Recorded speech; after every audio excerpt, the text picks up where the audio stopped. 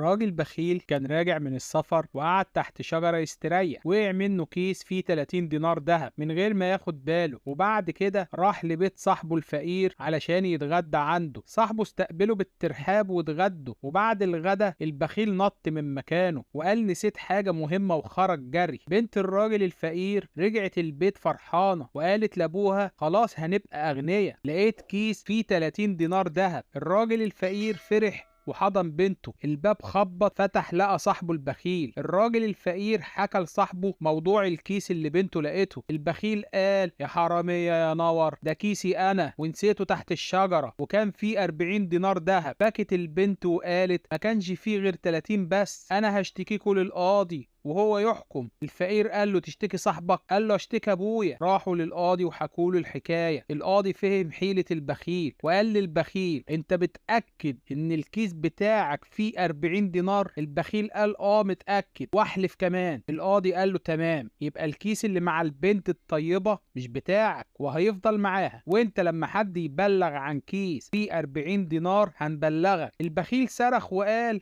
انا كنت بكذب علشان ما ادفعش المكافأة. القاضي قال للحرس خرجوه بره.